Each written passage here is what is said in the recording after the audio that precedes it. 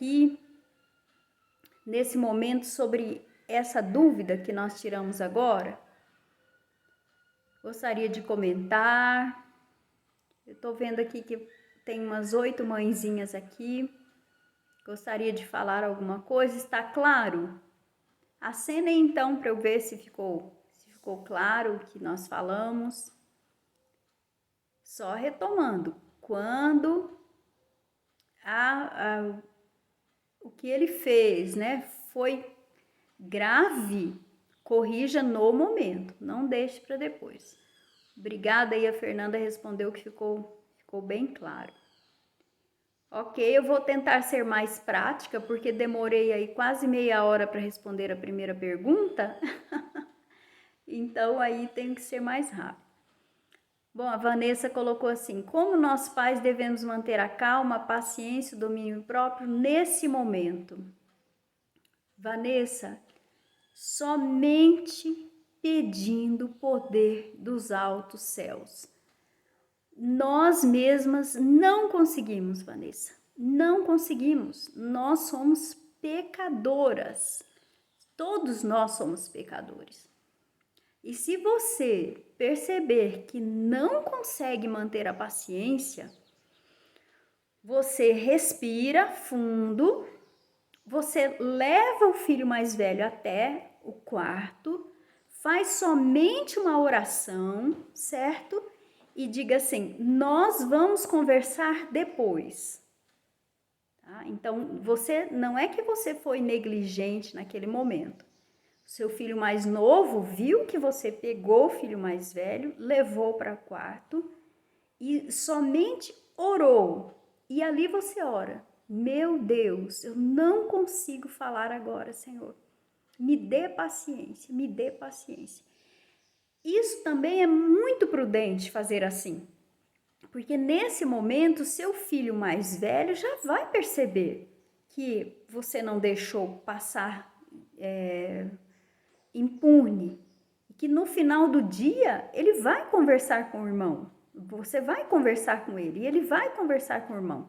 Esse período aí de um dia também, de um dia fechado, vamos supor que o episódio foi pela manhã, isso vai ajudar com que ele reflita, ele vai ajudar. E depois, no final do dia, você vai e chama ele, porque você já vai estar mais calma, e você vai, chama e conversa. Tudo bem, Vanessa? Não existe outro caminho. O único caminho para calma, paciência, mansidão é os joelhos no chão. Não existe outro caminho. Alguém mais alguma pergunta, amigas? Vamos então passar aqui para a segunda pergunta. A seguinte dúvida: a igreja. A igreja. Quantos de nós já não presenciamos os filhos pequenos, aí com menos de 6 anos, né? Gritando, fazendo escândalo na igreja. E aqui essa mãezinha disse assim: eu imagino que foi, eu não perguntei para ela, mas eu imagino que o amiguinho deve ter chegado próximo ali para brincar, né, fazer um desenho, alguma coisa, e mordeu o amiguinho dentro da igreja. Aí ela pergunta: eu espero o dia do encontro para corrigir? Eu espero então, eu tenho essa paciência, eu dou esse espaço para corrigir? Olha, se houve agressão física, não aguarde, não aguarde. Mas eu gostaria de pedir, por favor, não repreenda seu filho de forma irada na igreja. Na igreja. E não use a agressão física no seu filho na igreja. Eu conheço alguns casos, alguns não, muitos casos, de pais que pegam os filhos, saem da igreja no momento do culto, leva para o banheiro e belisca o filho, bate no bumbum do filho, dá um chacoalhão no filho. Agora me diga, como que você sai de dentro da igreja, um lugar que você está adorando ao Senhor Jesus, você está ali com a sua família para ficar mais próximo ao Senhor Jesus, para entregar o seu coração a Ele. Você está ali para aprender e crescer espiritualmente, para saber quem é Deus e que esse Deus, esse Jesus, morreu na cruz para te salvar, que Ele é puro amor. E você pega seu filho, leva para o banheiro e dá uma boa chacoalhada nele. O que o filho vai pensar? Quem é Deus? Só lembrando que para essa criança você é Deus. Você é Deus. Então, que tipo de Deus é você? Que foi e o puniu dessa forma. Ah, mas ele mordeu o amigo, mas ele me desafiou, ele estava gritando dentro da igreja. Bom, mãezinhas, agora é o seguinte. Para que seu filho seja reverente na igreja, ele tem que ter aprendido o que é reverência em casa. Não há reverência na igreja sem reverência em casa. Não, nenhum pai, nenhuma mãe ensina reverência na igreja. A igreja começa no lar. A igreja começa no lar. Então é preciso realizar rotineiramente, de forma sagrada, o culto familiar, o culto doméstico. O seu filho precisa ver você em sua devoção pessoal. Ele precisa ver que quando você está em sua devoção pessoal, há paz, há harmonia, há silêncio, há devoção naquele momento. A devoção. Ele percebe isso enquanto você está em comunhão com seu Deus sozinha. Depois, ele percebe isso no momento do culto familiar, que é pela manhã e à tarde. Ele percebe que nesse momento falar com Deus, temer ao Senhor, é um respeito em primeiro lugar. Bom, mas o meu filho não fica em silêncio nem no culto em casa. Como é que vai ficar no culto na igreja? Como é que vai ficar em silêncio no culto na igreja? Como é que vai fazer isso?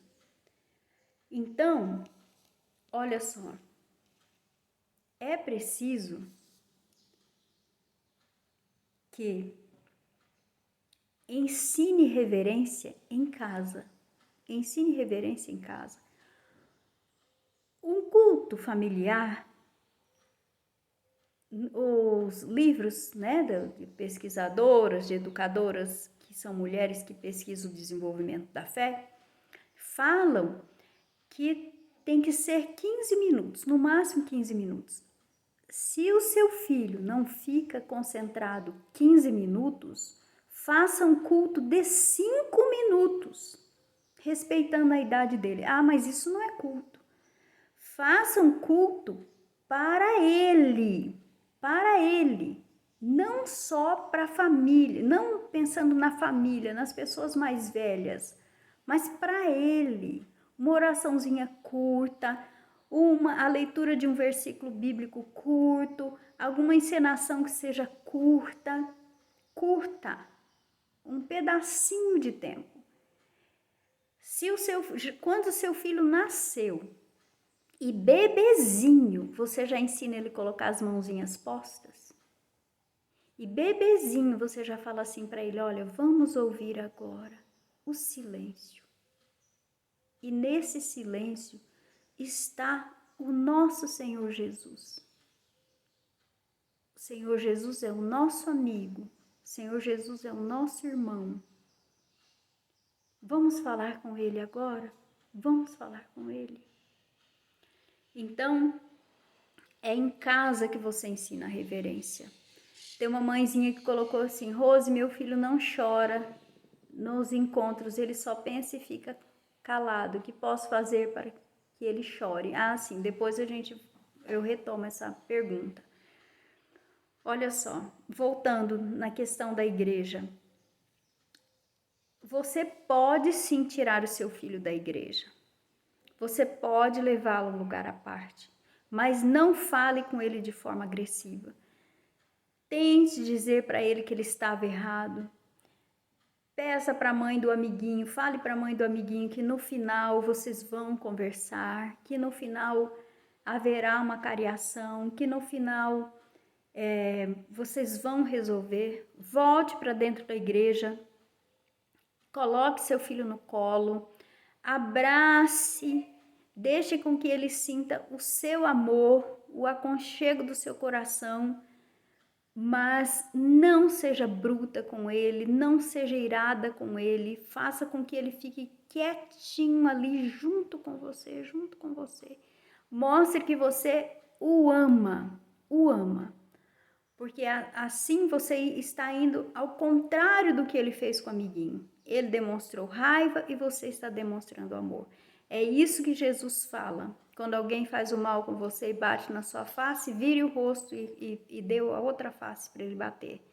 Então, demonstre amor ao seu filho e depois, então, converse com ele mais profundamente sobre o que aconteceu na igreja, naquele momento. Bom, aqui então, voltando, meu filho não chora nos encontros, ele só fica calado. O que posso fazer para que ele chorar? Olha, mãezinhas, o choro, ele tem muito a ver com o temperamento da criança. O temperamento. O pai é um homem mais emotivo? Ele chora? Você é mais emotiva? Você chora? Né? É uma família de pessoas que as emoções são, vamos dizer assim, a flor da pele ou não? Então, se você precisa ver isso, precisa fazer uma análise da família. Se ele não chorar, das lágrimas descerem, mas você vai perceber nos olhos dele, se ele está mais emotivo ou não. Como que está a face dele? É preciso sentir se ele arrependeu. Se ele não arrependeu chorando com as lágrimas em prantos, pelas palavras, né? Ou pelas expressões, você vai perceber. As mães sempre percebem, tá certo? Mas tem muito a ver com o temperamento das crianças. Eu sempre falo que quando era diretora de escola e eu estava, os rapazes, né, os adolescentes iam para minha sala porque tinham aprontado, ali eu ficava no mínimo 2 horas conversando com eles, né? Muitas vezes eles gostavam porque assim eles fugiam das aulas. Só que eles diziam assim que eles iam ter que chorar. E ali muitos rapazes e moças não choravam. Não choravam porque não era do temperamento deles, mas nós sentíamos lacrimejando os olhos, né? Sentíamos ali.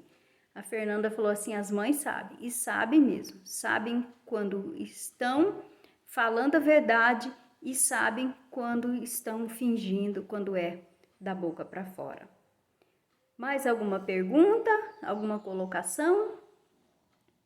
Agora, se você perceber que seu filho é mau, que o seu filho tem muito ódio no coração, que o seu filho derrubou o irmão da cadeira, então, de propósito e não se arrependeu, quando Jesus estava na terra e os discípulos foram fazer milagres, e eles conseguiam fazer milagres, mas teve um caso que eles chegaram para Jesus e disseram assim, Jesus, esse caso aqui nós não conseguimos fazer o milagre.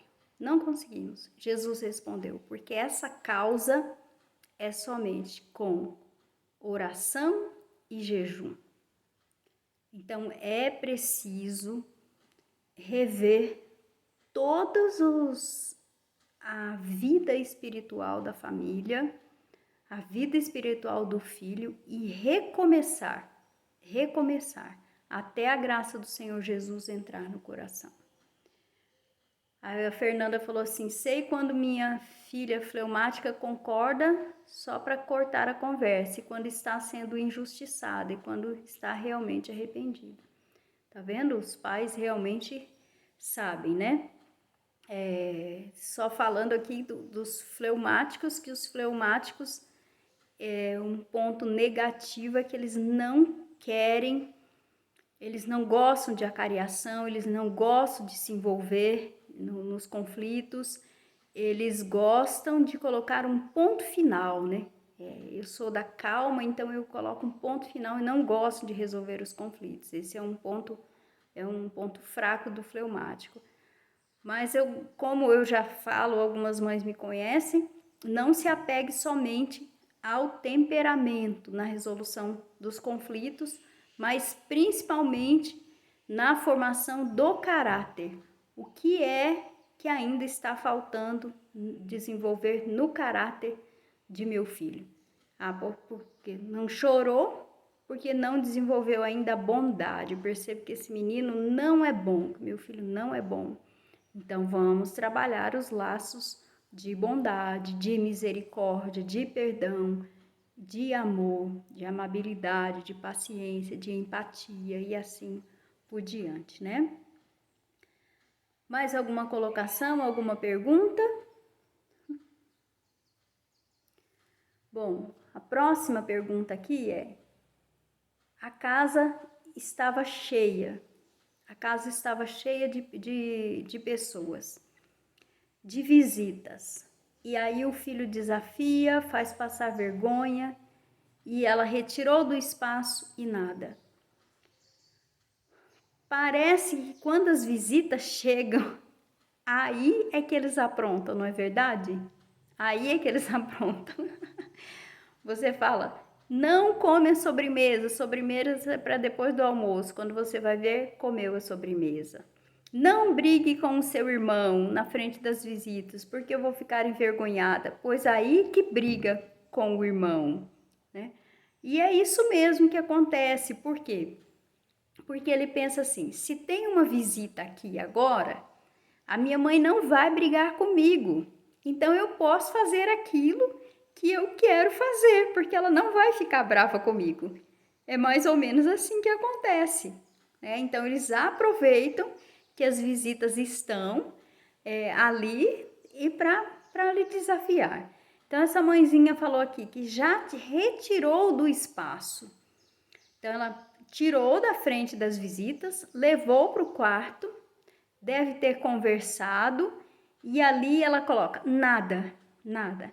Então ela voltou, trouxe, foi lá, deu o sermão, falou, voltou para dentro de casa com as visitas novamente, para a sala, para a cozinha, e nada. A criança continuou desobedecendo e fazendo com que ela passe vergonha. A idade dessa criança. Primeiro, nós precisamos saber a idade dessa criança. Segundo, quanto tempo faz que essa visita chegou? Terceiro, tinha crianças juntos? Porque se a visita vem e traz crianças, o desafio ainda é maior. Por quê? Acontece assim, quando a visita chega em casa, a atenção da mãe agora não é mais para ele, é para a visita. Então ali, naquele turbilhão de sentimentos, ele quer atenção para ele. Então, junto com os ciúmes, ele não consegue controlar os seus sentimentos. Eu tive um caso de uma mãe que colocou assim para mim, que a meninazinha, a hora que a visita chegou, ela disse para a visita o seguinte: eu não acredito que você tá chegando aqui em casa de novo. Eu não gosto de você. Outra vez você está aqui? Vai embora. Olha só, que vergonha que essa mãe passou. Que vergonha. Como é que a filha vai e fala isso para a visita? Como que fala uma coisa dessa para a visita? O que a visita deve pensar? Que menina mais mal educada, não é verdade? Mas na verdade ela estava querendo dizer assim: quando você vem, minha mãe não dá atenção para mim. E aí eu fico de escanteio. Você é a primeira, eu sou a segunda. Mães,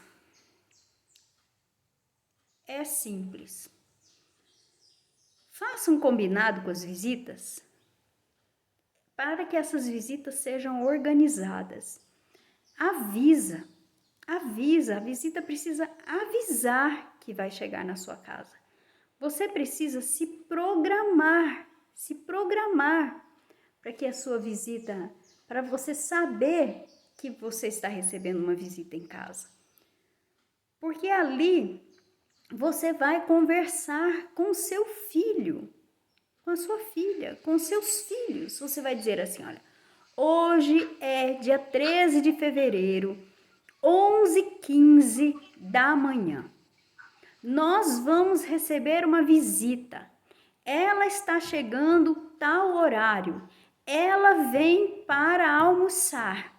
Ela vai trazer o marido, vai trazer o filho, vai trazer o cachorro. Pegue a ampulheta, vamos imaginar que o filho não saiba o tempo, e mostre a ampulheta. Por isso eu sempre falo do tempo, e fala, quando essa areiazinha estiver aqui embaixo, a visita já vai estar indo embora. Poxa, mas é isso que é para ser feito? Então, quer dizer que a visita vem e já é para saber a hora que a visita vai embora? Que coisa chata, visita é coisa chata? Não, não é isso. Você vai dizer para a criança assim, esse tempo aqui, a mamãe precisa dar atenção para a visita. A visita é especial, ela vem trazer alegria para o nosso lar. Nós temos que aproveitar a conversa que ela vai trazer. Nós vamos estudar um livro juntos, vamos estudar a palavra de Deus juntos, vamos fazer uma receita juntas. A criança, ela tem que participar do momento em que essa visita chega. Não é para o seu filho ficar no canto, né?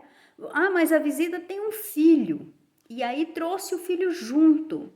Programe para que essas crianças estejam juntos com vocês no momento da conversa e da brincadeira. Olha, aqui na minha casa, durante muito tempo eu fiz isso quando a Abélia era pequena. As visitas chegavam e tinha os amigos juntos, as crianças juntas. Eu prendia o cabelo, colocava um tênis e ia brincar com as crianças. Ia para o jardim com as crianças, ia para o playground com as crianças. Nunca houve desafio, nunca houve desarmonia, nem briga, nem rebeldia. Mas eu estava junto, sempre atenta. Eu já tinha me desdobrado, eu já tinha feito o suco, já tinha feito o lanche, já tinha colocado em cima da mesa. E as visitas que vieram me visitar, vamos comigo, vamos brincar comigo, vamos conversar comigo e junto com as crianças. Criança sozinha sempre vai fazer você passar vergonha. Criança sozinha sempre vai aprontar. Criança sem supervisão. É preciso estar junto, é preciso fazer com que a criança participe de tudo. Ah, então a visita chegou e eu não vou poder dar atenção para a visita por causa dos meus filhos? É mais ou menos isso. Você precisa cuidar de seu filho mais do que a visita. E se a visita realmente for sua amiga e gostar de você e já saber quem é você, ela vai saber que você não vai ficar sentada no sofá batendo papo, mas que você vai brincar com os filhos dela ou com ela junto. Ou seu filho vai estar ali pertinho de você. Então, essa mãezinha que colocou que a casa estava cheia e o filho desafia, faz passar vergonha e retirou do espaço e nada, é porque ela retirou, foi lá, deu uma bronca, trouxe a criança, mas a criança não tinha o que fazer. Criança sem ter o que fazer vai aprontar mesmo, vai desafiar mesmo. Traz a criança e faz com que ela produza alguma coisa com você, naquele momento ali, junto com você. A criança precisa se sentir útil, precisa se sentir amada, precisa se sentir querida. Coloca ela para fazer massagem nos pés da visita, fazer cafuné nos pés da visita, fazer uma receita para a visita, contar uma história para a visita. Ela precisa se sentir útil, não num canto sozinha, porque ela vai sim chamar bastante sua atenção. Estou vendo aqui que tem algumas mãezinhas. Alguém gostaria de fazer algum comentário, tirar alguma dúvida das perguntas que já passaram ou desse assunto que falamos agora, das visitas em casa? Já estamos quase terminando, estamos aí com quase 1 hora já falando, né? Está chegando a hora do almoço. Alguém gostaria de fazer alguma pergunta?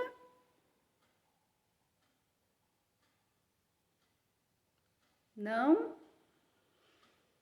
Bom, então vamos sair para a última das dúvidas e uma das mais difíceis de ser resolvidas, eu acredito, né? Que é a birra. E a mãe fala que já tirou do local e que não para de chorar. É a birra. Por que a criança faz birra? Por que ela faz birra? Ela faz birra porque você a contrariou, né? Ela faz birra porque